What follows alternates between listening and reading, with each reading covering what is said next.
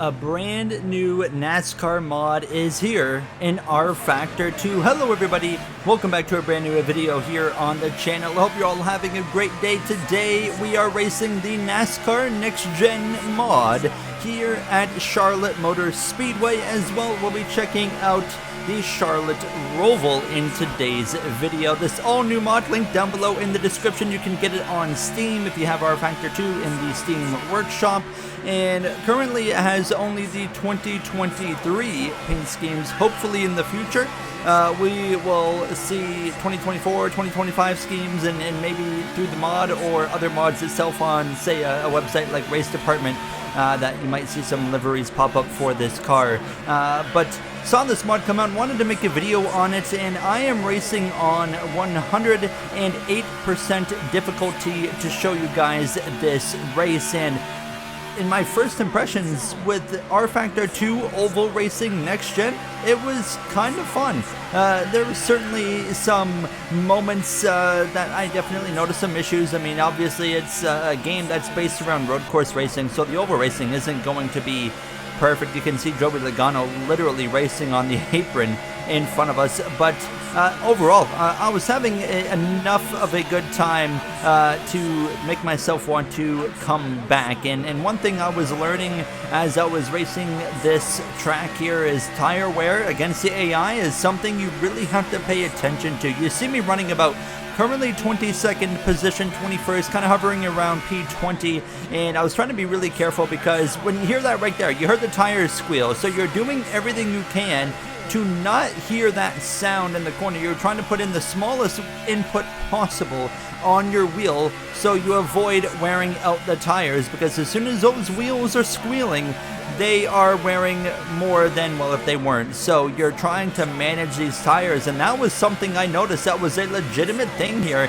which I was quite impressed by for a game that's not focused on oval racing, was how important tire management came to be in just this 25 lap race that I was doing. So we're kind of running still around 21st, 22nd. Austin Dillon going for 3 wide. There's some good 3 wide racing to be had here with this mod. It's honestly a lot of fun. You see it on display right in front of myself. Noah Gragson in the 42 going backwards as I would take a 3 wide with him down the back straightaway. Got the elbows out. Bit of an aggressive move, but we're making it work on this run down into turn number 3, and we will complete the pass, and back into 22nd we go, as well, passing AJ Allmendinger and Eric Almirola there just behind us as we run down now the number 2 Penske driver, Talladega winner from in real life, of course, this past weekend, Austin Cindric. As we'll look to the inside of him, you see having a bit of stutters here. From what I was researching, that's something to do with the replay system being turned on, so I might work on messing around with that in the future. I have done some testing at other tracks, so I've done Talladega, I've done Daytona.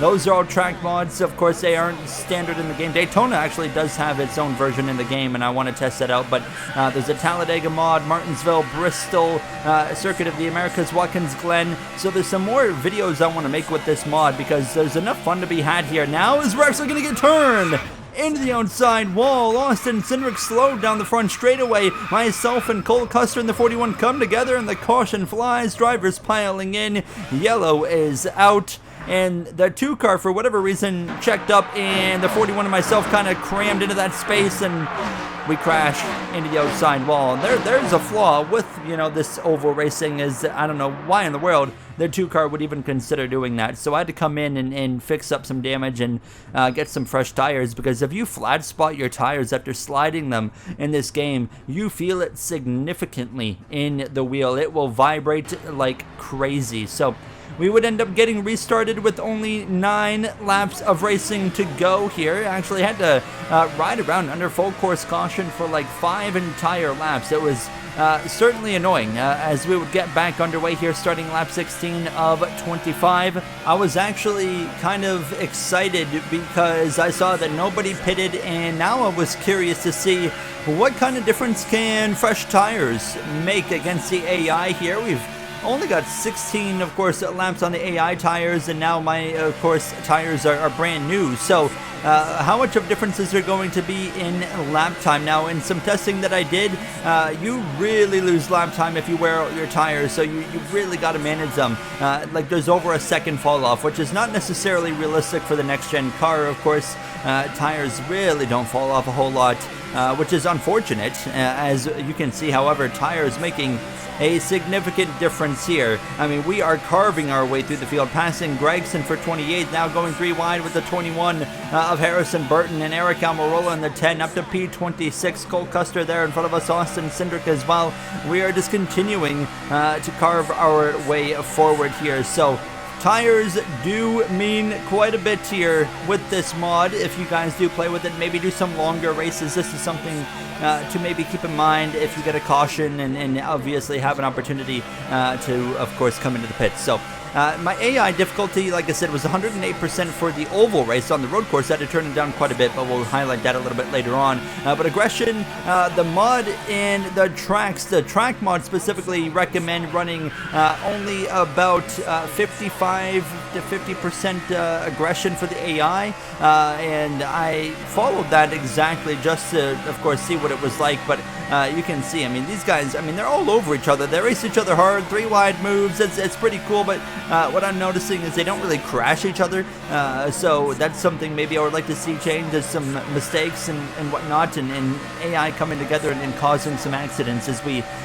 engulf ourselves in this battle with Tyler Reddick, Kevin Harvick, Todd Gilliland, as well as the 34 of Michael McDowell at the time in 2023. Look at Harvick carving his way through there. A bit of contact with the 34. I'm going to slide into the 34, who comes down a little bit as well.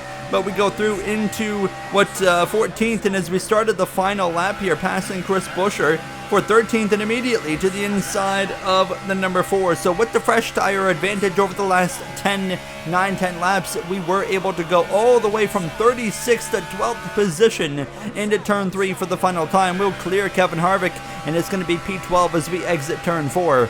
That was fun. And I think we got to do some longer races to really let some things play out, and I think that's what I'm going to do with some videos in the future. But we're going to jump straight into getting a look at the Charlotte road course now. So just a tip, if you plan to skip the formation lap here at the Charlotte road course, it will make the start really weird. I had that happen, and basically it puts all the cars inside of each other, and then they go green. They all just kind of spread all over the place, and you saw the aftermath of it right there as I was going green. So something to keep in mind here. But the road course racing, this is, of course, a kind of I expected it to be really good because NASCAR 21 Ignition, one of the highlights of that horrible game was road course racing against AI. And of course, they took a lot of development inspiration from R-Factor 2, so I was expecting a pretty good road course racing product, and I would say I got exactly that. I mean, we were, of course, going around this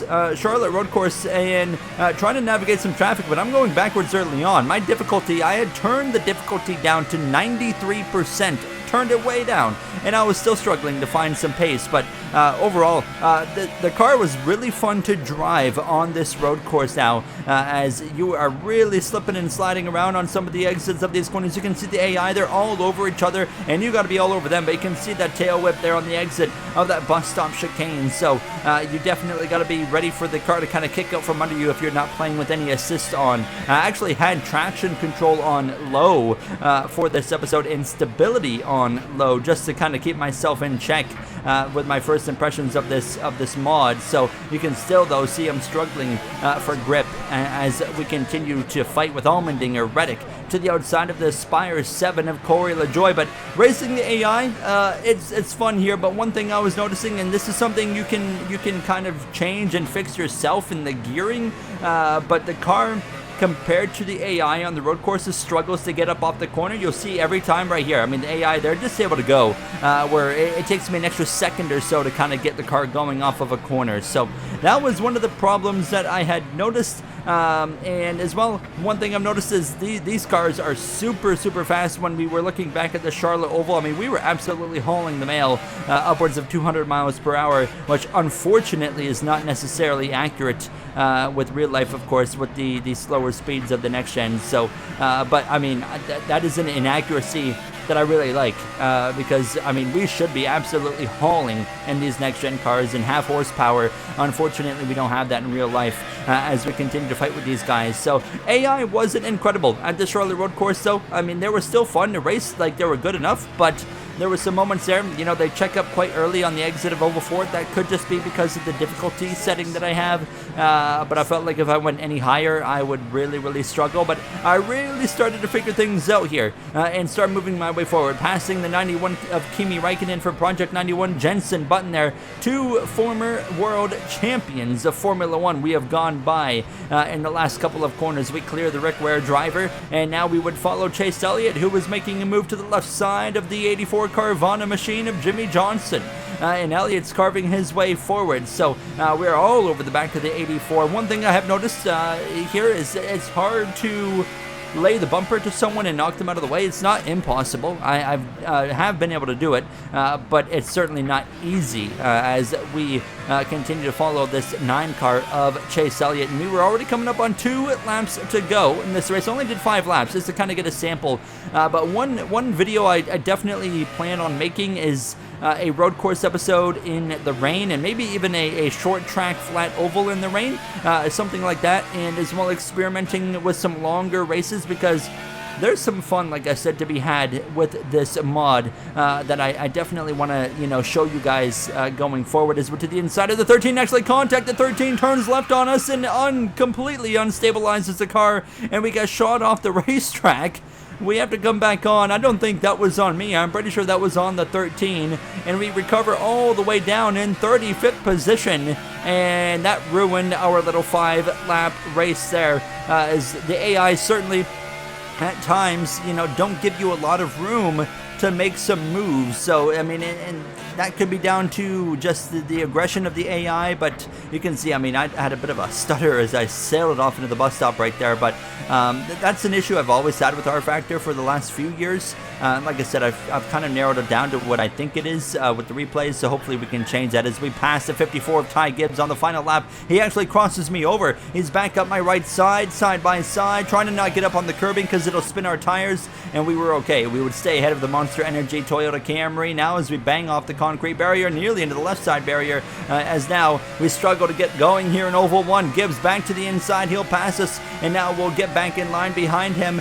Use that slipstream as we exit turn number 2. Now down this backstretch, we'll dive up the inside into the bus stop chicane one final time. Can we maybe get to Jensen Button? We can get there, but we can't do anything with it now as Gibbs and myself contact there, and I just couldn't make that happen now, and I don't think we're close enough to make a move unless something interesting happens here right at the end as we head through Oval 3 and 4. They're stacking up, so hold on. There might actually be an opportunity as we slide there into the final corner through the chicane, and we could try to split it 3 wide, but we bottom out over the turtles, and it slows the car down in 34th, but it was fun. But definitely want to try out some more tracks going forward. So if you guys enjoyed, let me know down below, and of course you can download the mod and the track mod down below in the description. I'll see you guys later. Thank you for watching. Have a great day.